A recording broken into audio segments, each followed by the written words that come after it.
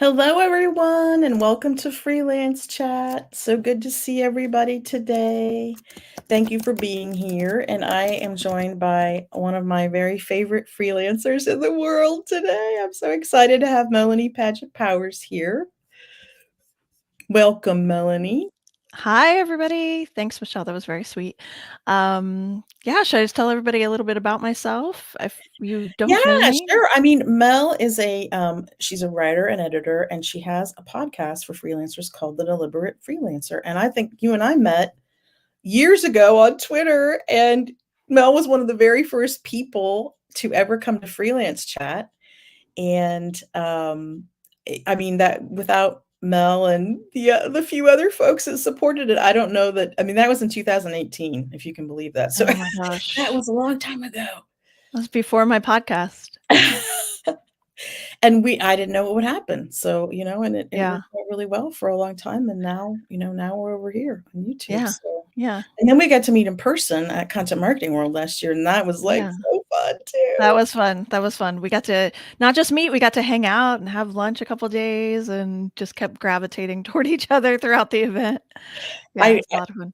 I did not know you were going to be there, even though it was in DC. I didn't like think about it, and Uh-huh. then I just turned the corner, and there you were, and I was so excited. Yeah, Yay! that was a lot of fun. Yeah. So yeah, please do. We'll, as always, we kind of take a few minutes to let people get in and get settled. And if you want to talk a little bit about your work and the podcast, whatever you would like to share with us, please. Sure. I'll Yeah. give a little background. So as you can see on the screen, I'm Mel Edits. That's my business. I've been freelancing for 10 years. I am a freelance writer and editor. I mostly work for membership associations and mostly healthcare and science associations, although there are some exceptions to that. So my favorite thing to do, and I really honed my services to where I am a managing editor of association magazines, and then I do some proofreading of association magazines, a very little copy editing. It's kind of part of everything else I do, but I do some copy editing. And then I write. So I write journalism style for those association magazines. I also do a lot of profiles. Yeah, so that's been going on for about 10 years, and I have a journalism background. And then I am host of actually 2 podcasts. People might not know that. My first Oh, podcast, my first podcast is Deliberate Freelancer. It has been around for 5 years, which I cannot believe. Most of that in the pandemic, which also is weird because I launched it in March 2019. oh wow. Yeah. And that is a podcast for freelancers of all types at all levels, whatever industry. It's really about the business side. So helping you build a sustainable, successful freelance business, whatever success looks like for you. And then 2 years ago, I guess, I launched a second podcast, Association Station, and I Okay. can put links to that in the chat as well. And that is really what that is supposed to be a lead gen for me. That was sort of like, this is what I should do for marketing. Deliberate Freelancer is not marketed to my clients. I don't make any money off that. But Association Station is where I interview people in the association world who are in the communication space. So those are my clients. So there's 2 seasons of that. They're all interviews, and I hope to do a 3rd season this fall with more interviews. And so that's a lot of fun too. I started as a reporter, so I like interviewing people. Isn't that fun? It's super fun. You get to invite. I mean, that's the thing with Deliberate Freelancer. I get to invite all these people on my podcast that otherwise I probably wouldn't reach out to, or have like an Mhm. excuse to reach out to them, and then Mhm. just get to ask them a bunch of questions. I've said a few times on when I'm talking to coaches, like, oh, this is like free coaching or therapy. Or, I get to ask these really cool people that I admire to come on the show. So yeah, I love that. That's what I love about this is because I mean, I always had guests on the chat, but it's different when you're actually, talking to somebody like Yeah. this. And I that's one of my favorite things is you just feel like you're more connected and but I've always loved interviewing people too. So I just kind of a nerd. Like I like to learn a lot about a lot of things. So I'm like, I talk to manufacturing clients and they're like, "This is boring," and I'm like, "I don't think it's boring. It's Yeah. pretty interesting. Like, what do you guys do with that Yeah. machine over there?" And like, so anyway. And when would you ever have a chance to ask people that, right? Or they'd be like, "Why are you asking me that?" You have this excuse to ask them. Yeah, right. Yeah. So, okay. So I see some people are getting here. We see I see a lot of our what I would call regulars. Paula's here, Erin's here. There's Angela. Hi Angela. Hi Carmen.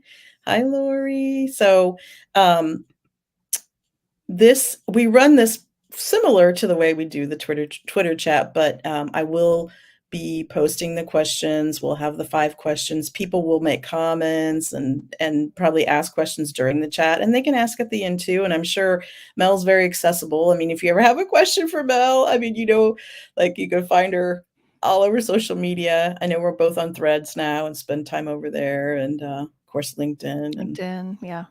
all those places. So yeah, we'll probably jump in here Okay. and get started. And we're talking about how the weird state of freelancing right now. That's our topic today, and it's based on a podcast Mel did, which I will put in the chat as well. But I mean, I don't think that it's unique to any one freelancer because I have talked to many freelancers who are it's experiencing some things, that maybe even those of us who have been doing this a long time haven't experienced in the past. Would you say the same? Yeah. Yeah, and I kept hearing that word "weird" pop up over the last year or so, and you hear the details, but people just kept saying, "God, it's just weird out there. It's just weird." And I thought, "Well, what does everybody mean by that?" So I, wanted to do that episode after I kept hearing it, and I dug a little bit into the details of what that means as far as, this I think we're going through sort of this cultural shift right now, which of course Mhm, affects all of our lives and all of our work. And at least here in the US, we're going through this. I'm sure it's true in other countries as well. But, and it kind of started in the pandemic. Obviously, we all learned at the very beginning of the pandemic that we don't like uncertainty. Humans are not geared to deal with uncertainty very well. That makes us very anxious. And I think that's kind of going on a little bit now still. Um, sort of, we're still not out of the pandemic or the sort of way we've changed and had to adjust in the pandemic. That's still affecting us in our daily lives. And then on top of that, there are just all these layoffs out there.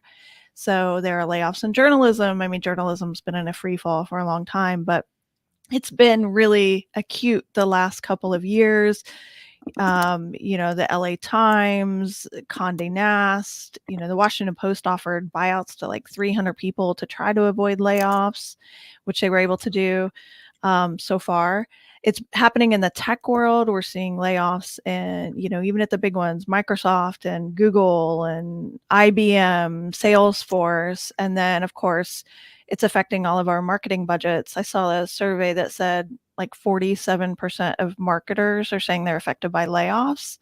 And so, these are all our potential clients, right? The companies and, mhm, um, the people that we work with. And I think, the election year here in the US, it's a presidential election year. And no matter where you fall on the political spectrum, mhm, many of us are anxious about that. Some of us are angry, some of us are scared, and then businesses are affected by that too. They don't know what's going to happen yeah, based on what happens in November when we have our election. And so a lot of things get put on hold because that could affect our economy and inflation and the laws, what laws Congress passes and executive orders that a president can put into place. And so mhm, there's just all this uncertainty. And so there's a lot of layoffs and there's a lot of struggles. And then there's all this sort of like, let's just see what happens. Let's cut our budget or hold our budget or freeze things. mhm, And so, and I also think though that sort of uncertainty, if we're not careful, can be contagious. So even if we're doing well, if we hear other freelancers are struggling, we're like, wait a minute, maybe I should be more worried, or maybe I right. should go get a bunch more clients, or maybe I should lower my prices, or, do these sort of things because that fear can be a bit contagious. So yeah, there's a lot going on.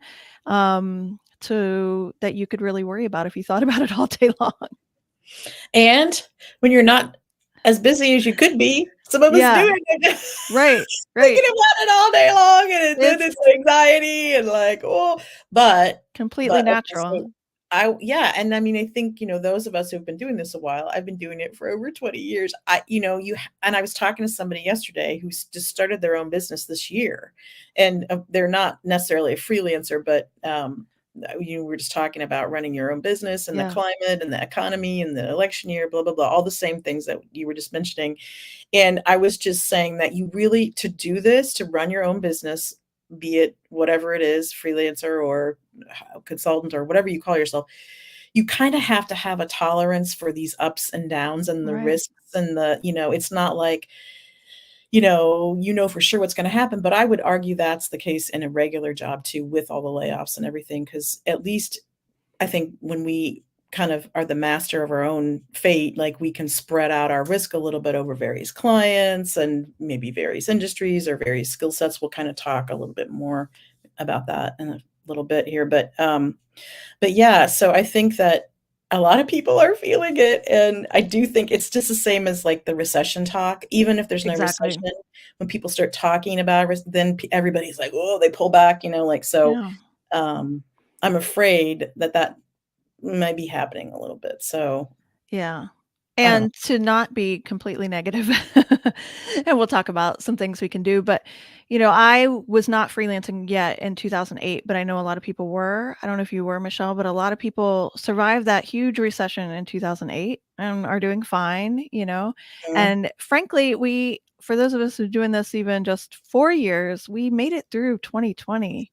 I mean, a lot of us I lost half my income almost instantly in 2020, and it really is about, do I want to keep doing this, and how can I be resilient, and how can I change and adapt? And that's not always like, that doesn't work for everybody. Some people are really struggling, but mhm. the more resilience you have, the more you can reframe it to adapt.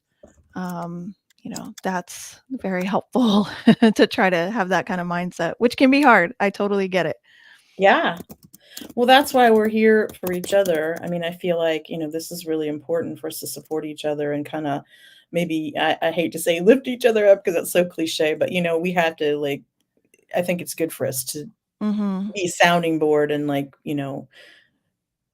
try to be there for each other. And Yeah, yes, I was freelancing, and thought you I were. was saying that yesterday to the person I was talking to, the 2008, 2009, that was the worst, and I was in a Yeah. bad position. I had my 2nd baby, and I Oh was my kinda trying gosh. to enjoy that, and, I wasn't focused 100%, and I had clients, but, I lost some of them, and it was just a real struggle. I had to just kinda take whatever I could get at that point, and I'm Mhm. not saying I recommend doing that at all to anyone listening, but, like, sometimes you gotta do what you gotta do because I was determined I wasn't gonna go back and get a regular job because I wanted to be, have the flexibility. Mhm. Um so yeah, but it's tough. But when you've been in it for a long time, and I'm gonna go ahead and put the second question up because I think this kind of plays into that a little bit.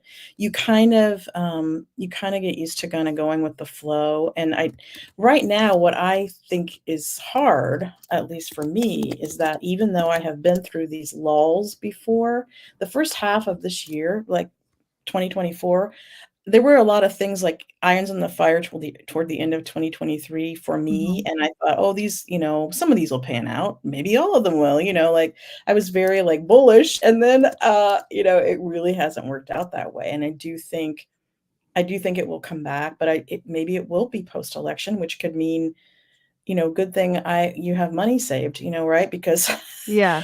it's scary to, I was thinking about, like, building on what I had, and now I'm just kinda like, "Okay, I'm gonna have to just, ride it out." Yeah. So Yeah, and I think that's a really good point about the money. I think we cannot say this enough that, if you are doing well right now or in those times when you do have money, it's so important to put money in savings and to not have to worry about cash flow for one, but then also in these times, you're not going to stress as much if you have money in the bank that can help cover you through a couple of months. That's not possible right now for some people who are really struggling, but just always Mhm. try to keep that in mind. Like, I'm doing well. Maybe I could put, $50 a week or whatever, put it into a completely Mhm. different account that you don't touch and start to build that savings when you can. Yeah. Yeah, and I would say, and again, this is not for everyone, but I would say make hay while the sun shines. So Yeah. during busy periods, I will push myself if I have opportunities to take on additional clients that maybe I would not be so anxious to take on, but especially after a period like this, I will be interested in talking to and taking on whatever makes sense. Like, even if Mhm. I have to work a few extra hours here or there or something, it's not fun. The uncertainty isn't fun. No, not at all. But don't panic, and I think that's the Don't message. panic. Please don't panic because I think we're saying that we've seen these things and they come and go, and the economy is cyclical, of course, and I mean, things might be different because of the pandemic, but I do think at the end of the day, anybody in the marketing communications biz that, writes and communicates well is probably gonna be able to find, a place and find work and clients. So that's my hope and thought. Yeah, and I think a couple people in the chat have been mentioning AI. Angela's talked about it a bit, and I just will briefly say about AI. That's another thing. Like there are companies that are like, we're just going to go with AI writing now. I think that is very short-sighted on their part, but I can't change them. I think it will come back. It reminds me, I've said this before, it reminds me of content mills. But it's also an opportunity to recognize, to create for us, especially those of us who are writers or designers or illustrators, what can we create that AI can't? Right.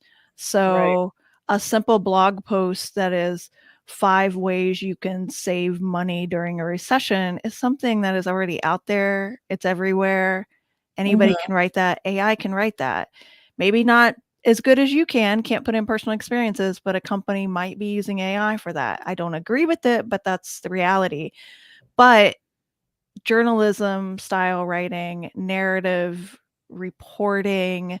AI cannot go out and interview people. They can't tell your personal stories. They can't interview 6 different people and create a narrative lead that is engaging. You bring authenticity and creativity that AI can't. And I would encourage people to sort of think about the ways you stand out from AI and make those points. I do think it'll come back around and they'll realize, especially that they're not getting, SEO is a whole other topic, but that they're not getting traction with AI written content. And those aren't the clients I want to work for anyway. But I know some people have lost clients because of AI. But I do think, one, make sure that you're standing out in other ways and doing things that AI can't. And two, think about how you can sell yourself and how you are, you know, better than AI. Yeah. Yeah. I see a bit of a backlash now, and I'm not surprised at all because I've Yeah. never I've never been on board with it. I mean, I do see people that are talking about how they use it to kinda cut down on some of the mundane tasks that they do. Mhm. I mean, it's in a couple of things that I use. It's in a couple of it's in uh, Google Gmail and it's in Yeah. Grammarly and it's in things, but I never use it to, like, create I don't even use it to create a draft because I don't Yeah. trust it. Plus, I usually sign NDAs for clients, and I just don't Right. it doesn't make sense to me at all how that would work. I don't get that, but I'm not a fan of AI, but I'm trying not to totally poo-poo it because I know a lot of people are saying, "Well, you should keep an open mind about it, as far as what it could do, but I just feel like the dangers far outweigh any benefits, and I just don't see that we need it. Like, I'm not Yeah. sure why we need it, so I don't know. I think that all of us need to be aware of it and, keep up with what our industry is doing so we can have those conversations and people can see that we know what we're talking about why we are better than AI. I do see where I've used it very sporadically, more as a managing editor to get the creative process going. So brainstorming. So when I can't think of a headline then I want a little catchy phrase, I might ask it. I've never used anything it's given me as far as the headline, but Mhm. it gives me words that I didn't think about that I might pair together in a different way. And I know some people do research with it. So I think there's some ways to streamline some things, but I would never use it. Clients are paying for my writing, and I'm showing that I'm can provide original writing, and I'm making the argument that AI can't, so I wouldn't use AI. And just, Yeah. there's a whole ethical discussion we could have that we won't have time for today. Yeah. Well, I mean, and I have looked at that too because I'm just like, it's anyway, I don't wanna go down this rabbit hole too far because I could get kind of charged Yeah. up about it, um, but yeah, I mean, I'm sure there are uses for it, but I just feel like companies that are gonna rely on it too heavily for Yeah. some of these things, those of us who don't use it are gonna stand out, and I just firmly believe that, so, I Yeah, mean, I I think don't so know. too. We'll see. I guess we'll see. Okay. Anyone else concerned about using AI to brainstorm? Do you run the risk of a world where people have well, see, that's okay, so I'm gonna put this up. I think we can talk about this for just a second.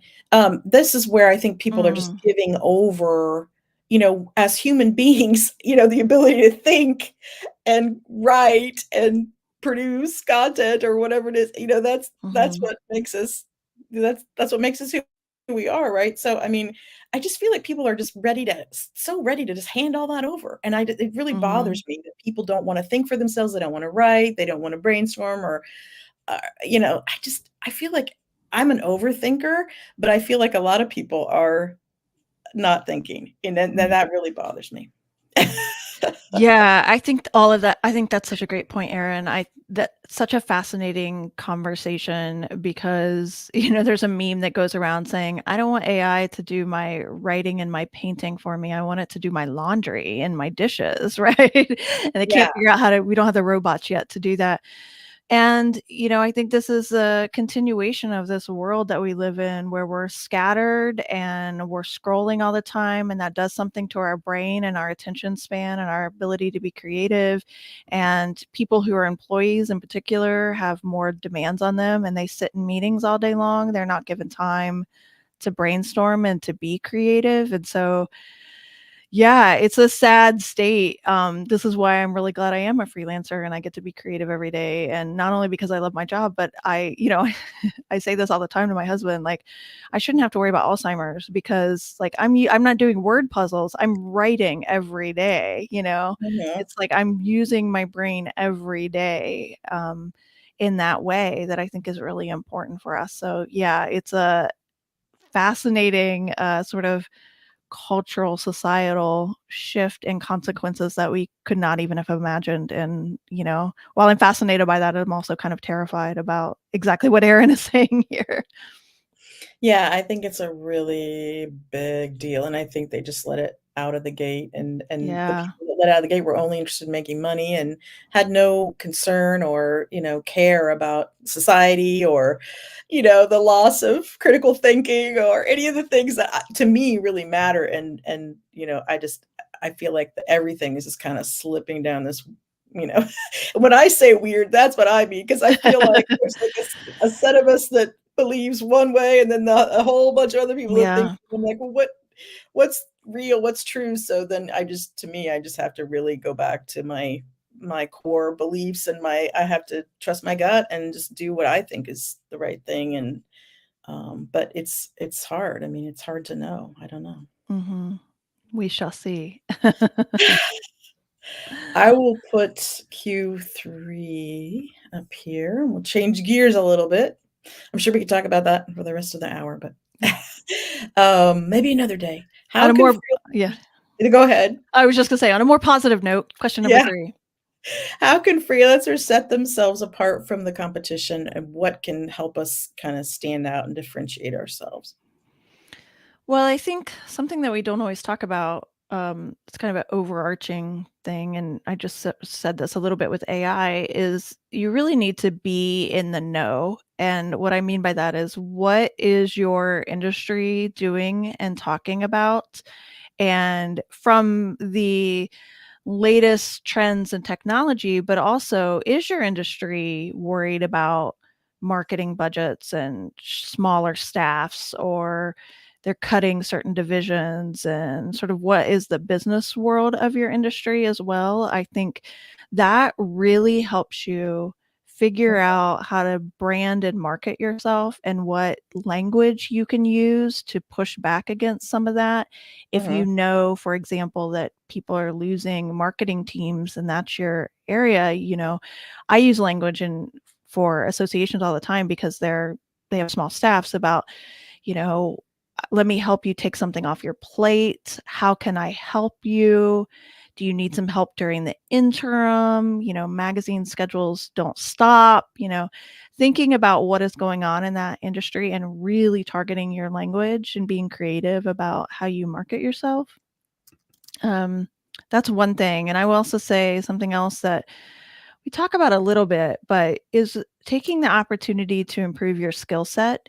And that might seem obvious sometimes, where you learn a new tool or you want to add a service. But I would also say this takes some reflection, because there are people, and I've hired them as editors, who I've hired and they're not really strong writers, or they are difficult to work with. And I don't hire them again. And I don't get into big conversations with them about why I didn't hire them again. And so I really think it takes reflection of, are you, whatever you do as freelancers, are you the best that you can be? Are you easy to work with? All those soft skills.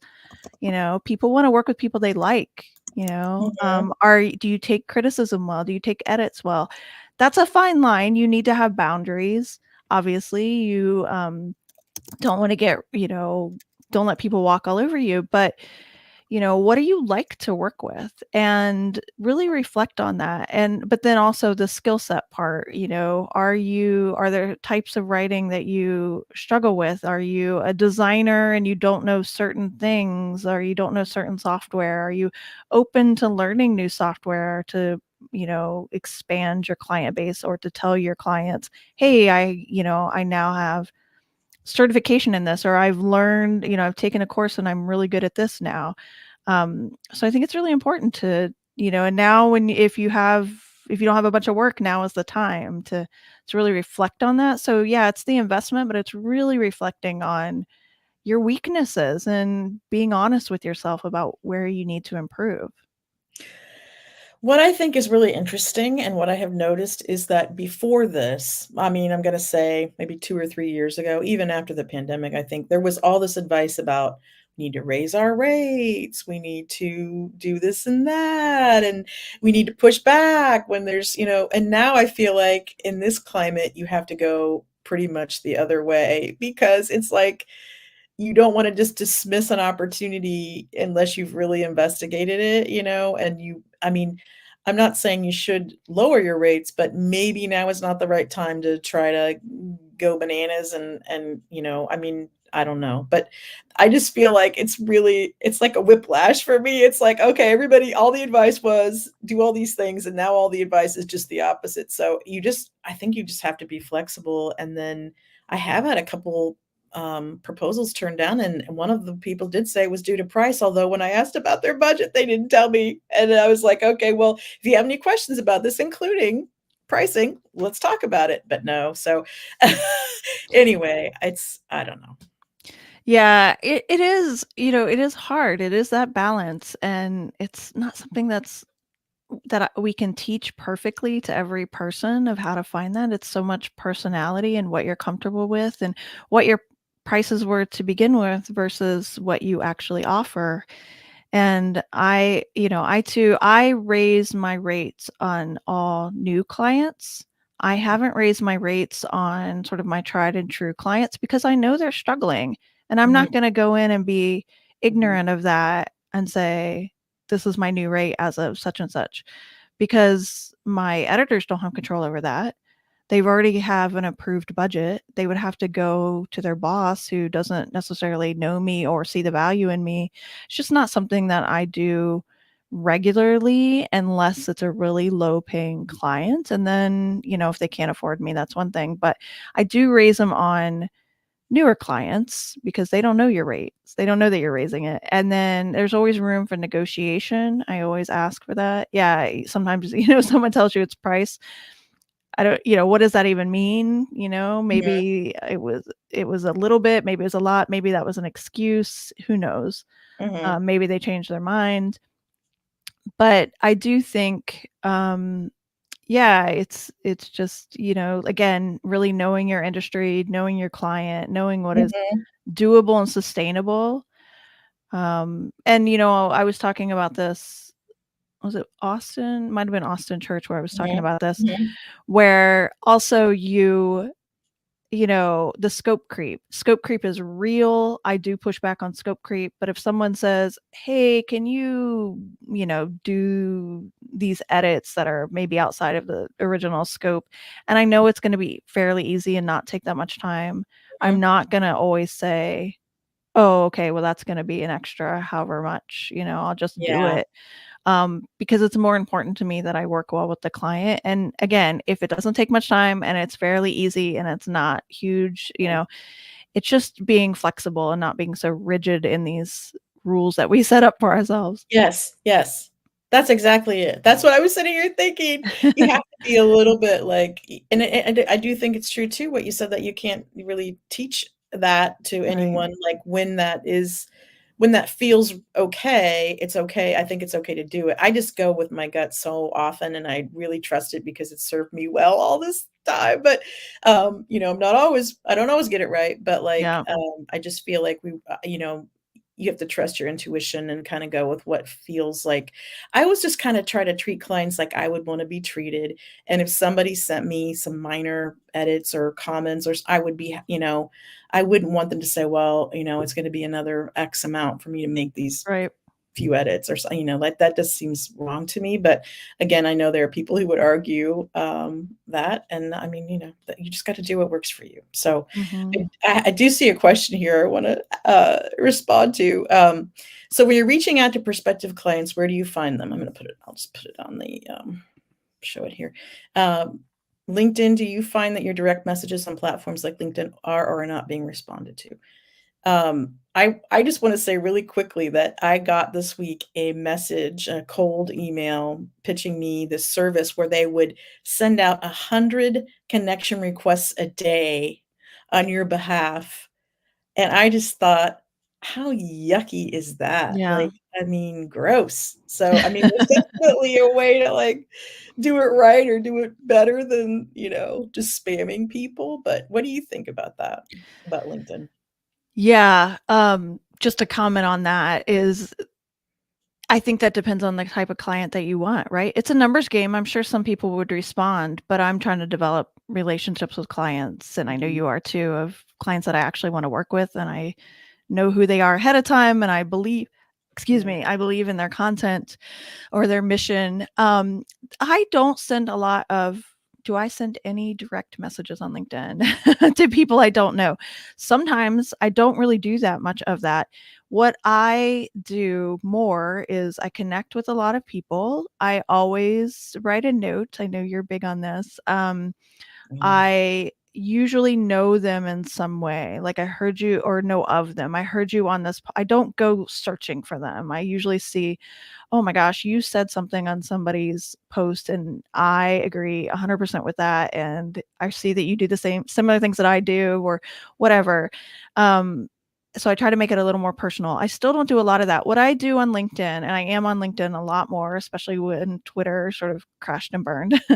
Right. um, I am on LinkedIn a lot more. It's more organic. Again, this is really hard to sort of quantify, but I will go on and say things like, "Oh, I interviewed this great scientist today and learned so much about the kidneys." I love telling stories. I love interviewing people and translating that for a lay audience, right? And then I use hashtags. And because of sort of the network that I have, people will see that and say, "Oh, she's a journalist who does science writing."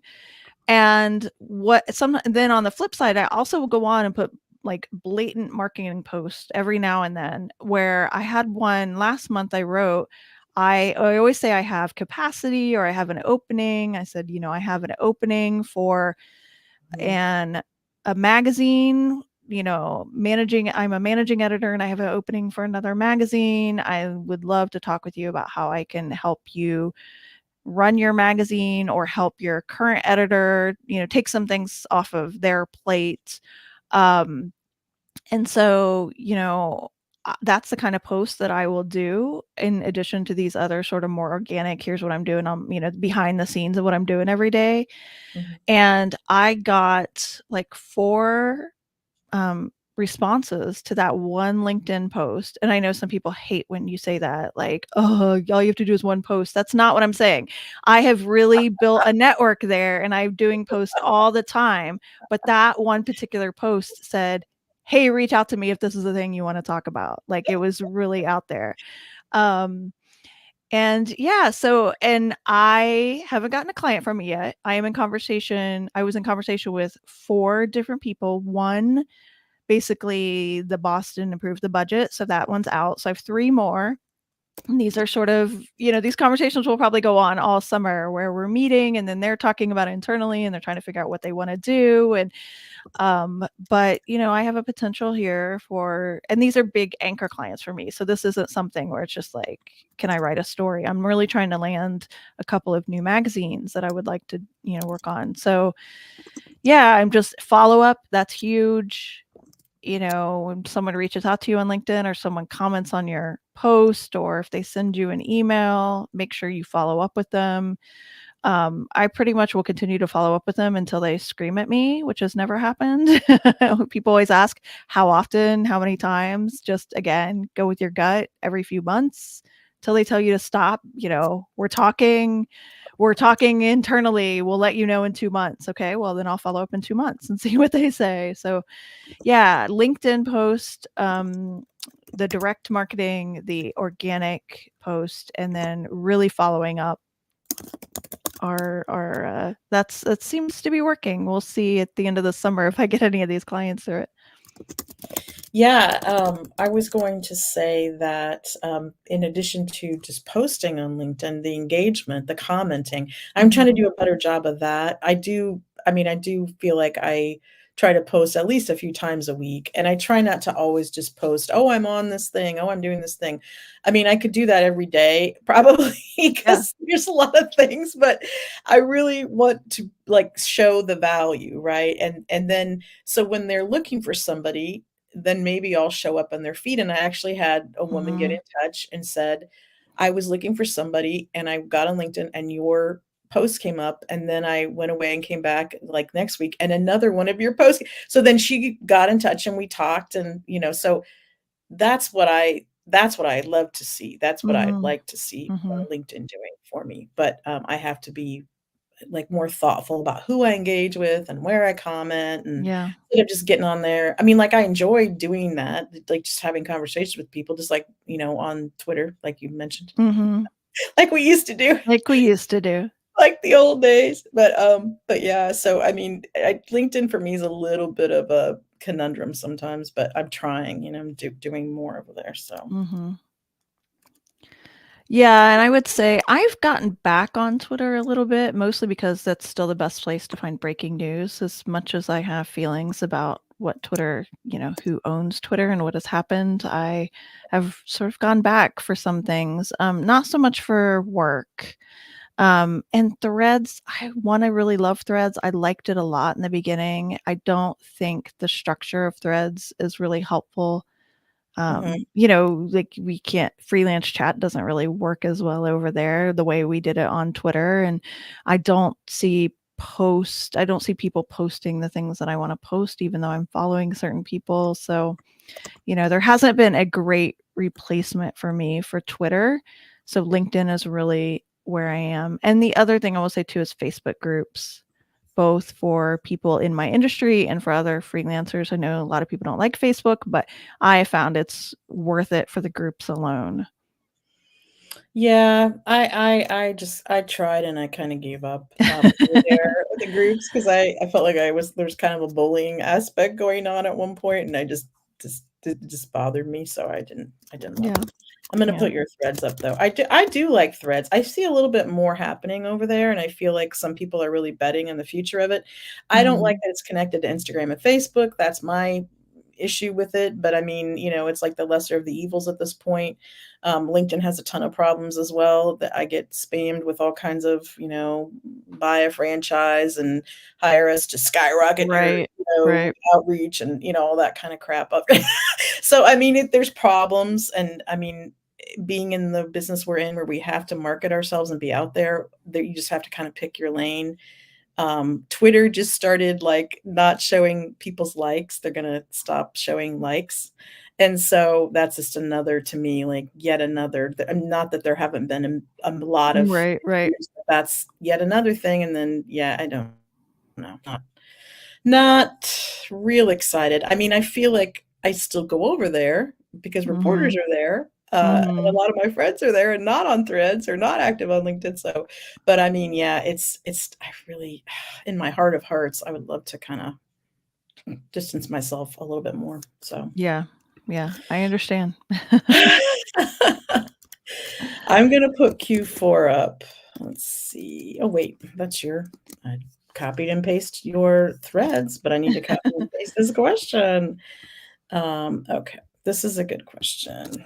Not that they're not all good questions. Okay, let's see.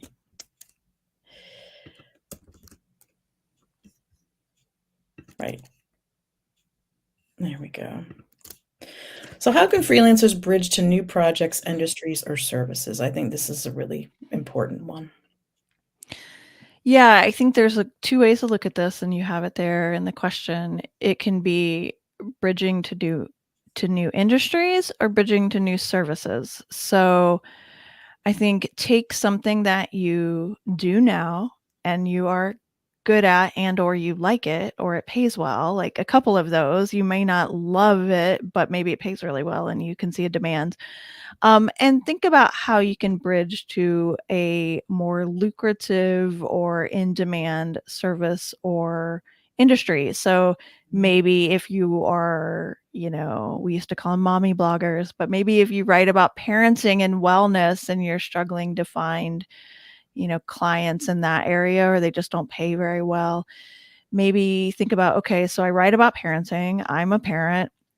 What do I care about in parenting? What do I know about that is tech related or healthcare related, right? Two industries that, despite what I said about the layoffs earlier, tech and healthcare are always going to be around.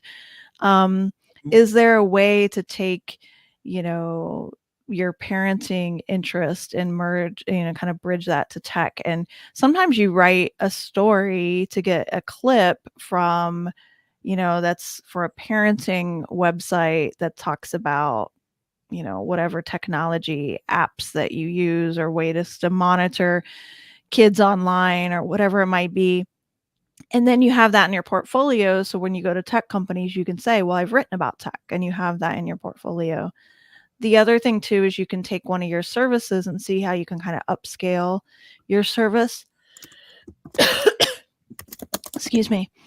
Um, so I did this. I do a lot of copy editing, and I had a client ask if I could do copy editing training for them mhm, for their staff, and I thought, "I don't know," and I said, "Sure, I can do that," because I know copy editing. I've done public speaking. I could create a training for them that we were gonna do online. So, just thinking of how you can kind of make it's a bridge, right? That's why we say bridge. Make that connection from either mhm. the industry you're in or the services that you provide, and what is more in demand or more lucrative, and how can you sort of offer it to current clients, reach out to new clients and kind of say, "Oh, I do this."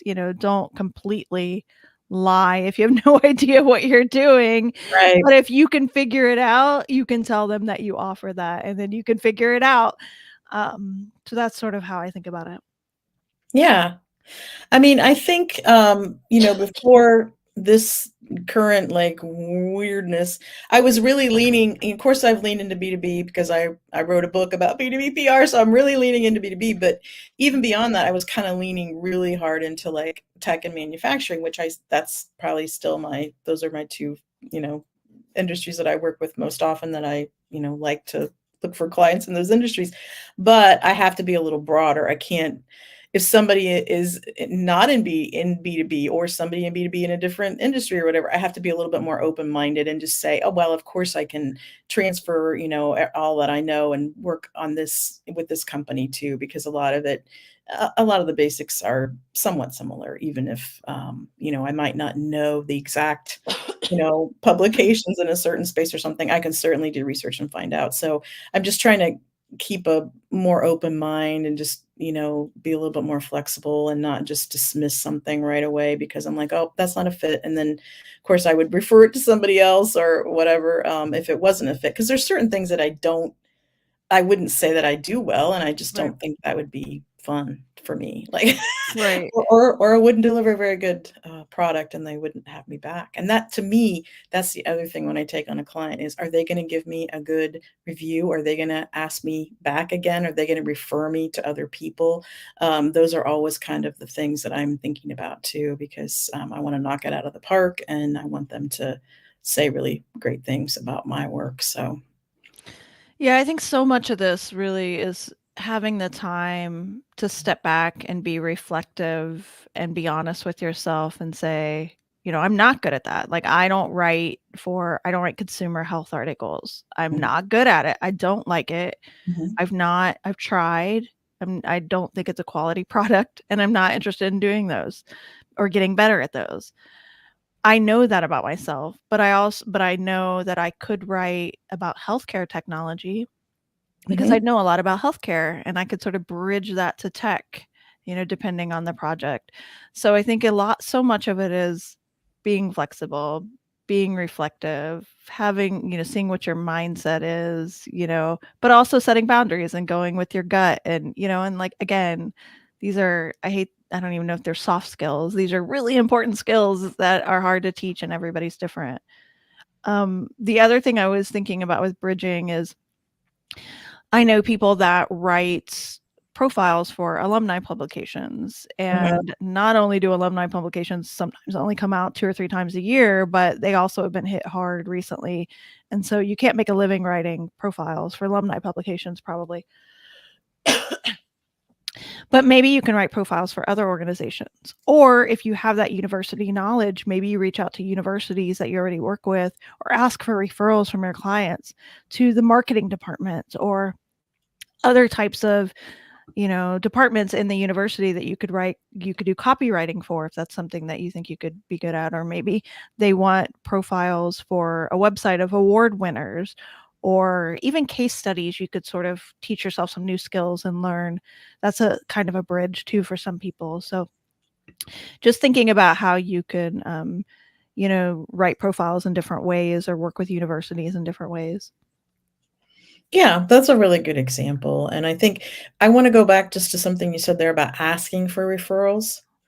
Can you talk a little bit about, the best way to do that? And it's something I struggle with, and I always feel like, maybe I kinda subtly did it and they didn't really pick up on it, or like, I don't know, Yeah. like, couldn't you be more direct? Or, like, how do you do it and not feel or sound, you know I don't know. um Sorry, I have allergies, so it's getting to me right now.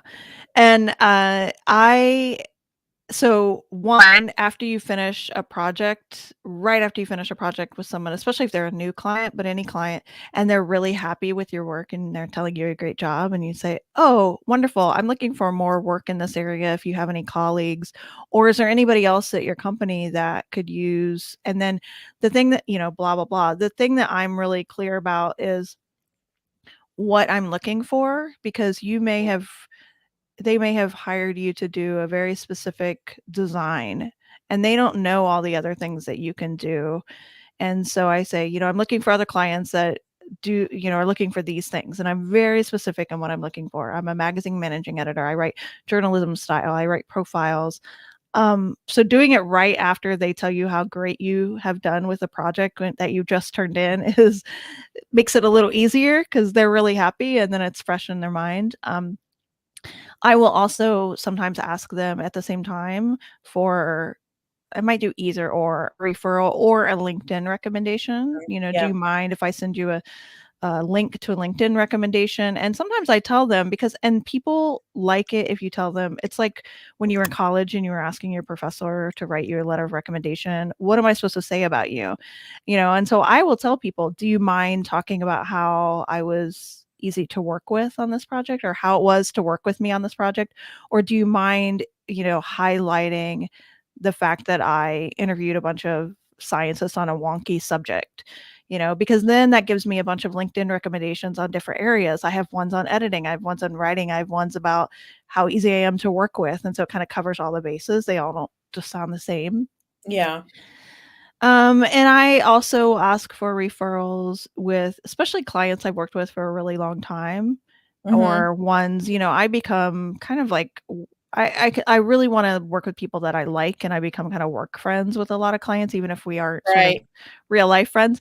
And Yeah. I'll send them emails out of the blue and say, hey, I'm looking for more clients in this area. Do you know of anybody? And I people like to help people that they like. They like, if you give them instructions of exactly what you're looking for and Mhm. how to do it. Can you give me a name of a colleague? Can you forward this to a marketing department? Mhm. Do you know of a friend that might need this kind of service?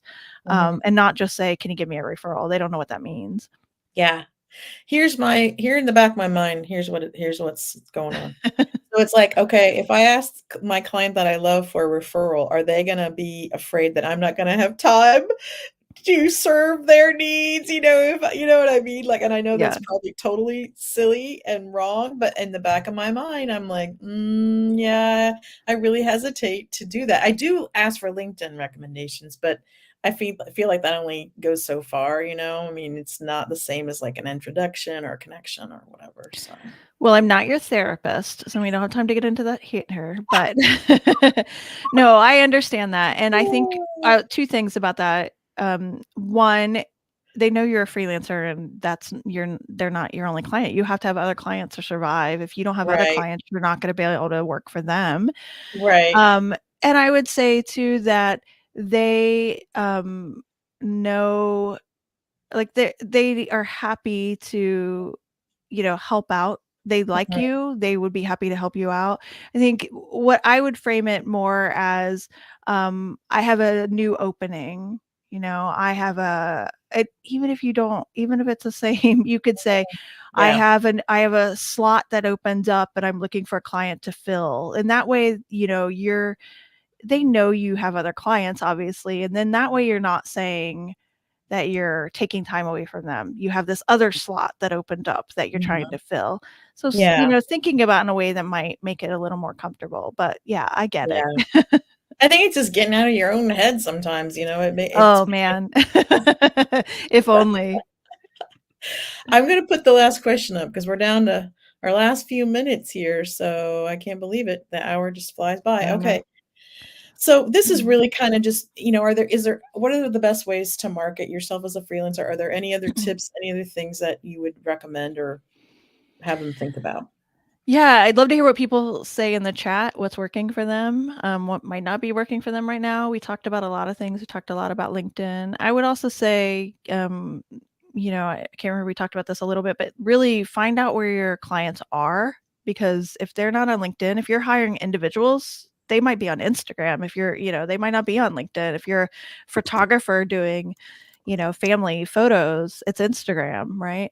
Um, but if you're in an industry, I think some of us who like conferences like I do, we tend to go to the conferences in our freelance area. So I love writing conferences. I love editing conferences. And while I love building a network and I can get referrals from other freelancers, I really need to also go to events where my clients are. So that takes a bit of research for some people. That's not always obvious how to, go to those events, but maybe there is some local chapters of a larger association. Maybe there's a conference that you need to invest in or find out. You can look online and see, where they are coming in the next years. And maybe you see, oh, okay, in 2 years, that's only a 2-hour drive for me. Maybe that's where I need to make sure I go to that and really figure that out. I love in person events for this.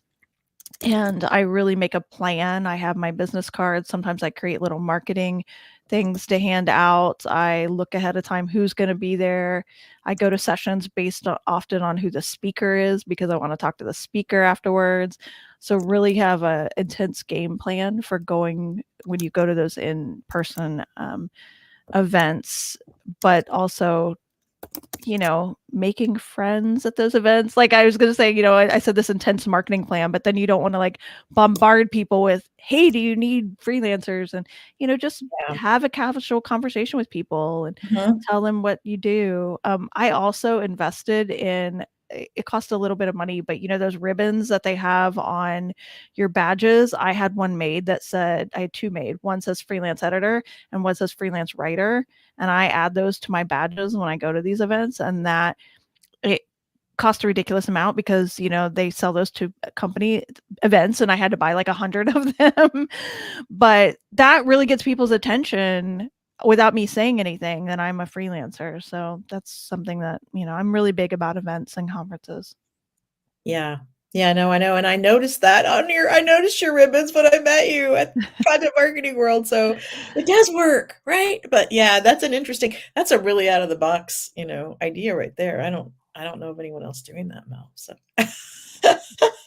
You got to go places so people can actually see the ribbons, though.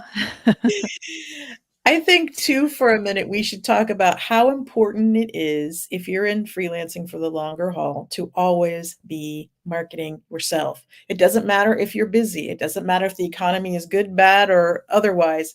You have to be at it all the time. And I think this is a mistake that I can speak for myself, make over and over again and kind of forget, or just it goes by the wayside. I'm busy. I don't have time to post on social. I have time to write a blog post this month or my newsletter or whatever it is. And our stuff gets pushed to the side in favor of the client work. But it's really important. I mean, it might be a little tough sometimes, but you got to try to stay out there. Yeah, absolutely. And I'm not someone who's done a very good job of, doing okay, on Fridays, for half an hour, I'm going to post in these places, or every morning I'm going to do 15 minutes. That works for some people. That doesn't work for me. I do it more organically. Maybe I should have more of a marketing plan, but right now it's working to just sort of try things, not be in my head so much, just put myself out there. Um, yeah, and just, again, build, a network. I like to call it a community of other freelancers. You get a lot of Mhm. insights and referrals and connections, and it just widens, the people, the space, this great community that we have. All of that is sort of, it's playing the long game. All of that will come back. There'll be something, that besides just making you feel like you're not alone and feeling all the good vibes out there. Yes, I mean, I think it's so important, the community aspect, just like I said, the support. I mean, it's incredible. That's why I started the chat, really. It was, Yeah. because I was lonely and wanted other freelancers to talk to, and so that's kinda how that started. It was a little bit of a selfish reason, but I figured there'd be other people who felt the same way, and then we found each other, and it was a beautiful thing, so, Mhm. and I just put this in the comments. I think too, like with the economy and this year being like a little flat or slow or whatever you want to call it, weird. Um, Eventually, I think, it will start to perk back up because what, goes down comes back up again. So you want Yeah. to be out there when that happens. You kind of want to think about how to position yourself. This would be a good time to think about that. I think that's something I know I struggle with, but like just the positioning, the messaging, like where do you want to be, and then what do you want to say, and you have to repeat Mhm. it over and over again, and all those things. So Mhm. I want to just, we're wrapping up. I know we're at our hour. Angela asked, how often do you feel it's not too much to chat about your services on social media? Once a week, she says, she asks. I do those are sort of organic examples all the time. Like it ends up being 2 or 3 times a week. I might just say, and I'm really transparent. I'm honest without damaging how I look in front of clients. So I might say, "Oh, I was really struggling with a article today, but I knocked it out in the end," which is true, but I'm not gonna say that I went shopping for 2 hours and took a nap, like so sort of reframing it, but also being transparent. I do that all the time on LinkedIn.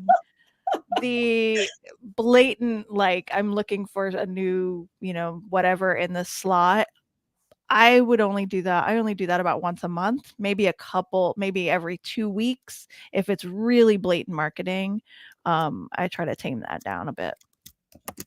Yeah, I mean, it is a balance because I see people Yeah. that do a good job and they do talk about it a lot, and then I see other people who never talk about it.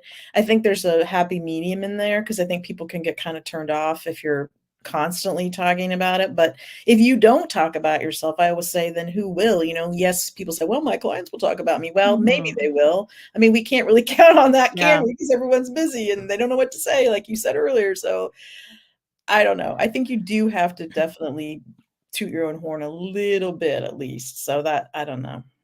Once a Yeah. week, maybe more. I mean, I don't know. I think it depends. You can do different types of messages too, like different I just like to talk about what I'm doing as a freelancer and I'm honest but careful about how it's gonna come across as well, and I don't think that is sort of, marketing is not, traditional marketing. I will say here, I'll end on a spicy opinion. So, I really don't like those posts that people are writing where it's almost like a newsletter and they're telling a little story and then, it's like this whole all these different Mhm. it's like every line is a paragraph break and they're telling a story and then at the end they have some sort of message and they crafted those and I get that it takes a lot of time to do that and stuff. I hate those. I don't think most of them are done really well. I think they're all sort of reading together. I know what I'm getting. I'm like, okay, they've crafted this as like a marketing thing and then they're going to Mhm. give me some message at the end. It kind of reminds me of those recipe blog posts where they tell you like I found this cheese in Greece when I was on my I don't care, just give me the recipe. Um, so if you are feeling that everybody's doing that and you should be doing that, I'd be really curious whether it works. Maybe it works. I don't know. To me, it doesn't I don't like the feel of it and I don't like them and I'm not going to be pressured into doing something that I don't want to do or like to do. So if you are like me, don't feel that pressured into writing posts like that. Well, I mean, you know why people do it, because they're trying to, like, play the LinkedIn game, you know? Right, So, right. I mean It's like I mean, the I'm not numbers gonna game, I say guess. I've never tried to write a longer post. I try not to write those things that you're talking about with Yeah, the little yeah, story, the moral, and all this, but I mean, like, I do write longer posts with no links, no images. Sometimes I'll put the link in the comments, but there's all these ways to game it, and I've never been able to figure it out, and it doesn't feel authentic, and I just right. kinda don't like it. So, I I mean, I think don't know. I think authenticity is the key, right? Like, maybe there's a few people that are doing those and it's authentic and it's working for them, but yeah, I just if you're trying to base it on someone else's template or I don't like them. I think that eventually people get tired of them. I'm just really trying to be authentic on there as that's a good word. Yeah. Well, I think we probably should wrap up. I've kept you over an hour, and I so appreciate you being here. This was so much fun, and It was fun. Thanks to everybody in the chat and who's watching silently and yeah, who will be watching later on YouTube. yeah, I would love to have you back sometime, Sure. and, just thrilled to catch up with you and, just have a little chat, and I wanna thank you, and then in 2 weeks, I think it's in 2 weeks, CJ Hayden will be here, chatting with me, and I can't think of the topic off the top of my head, so I apologize, but CJ is fantastic as well, and so you won't wanna miss that, and, yeah, thanks for everybody being here today. Thanks so much. Thanks, everyone.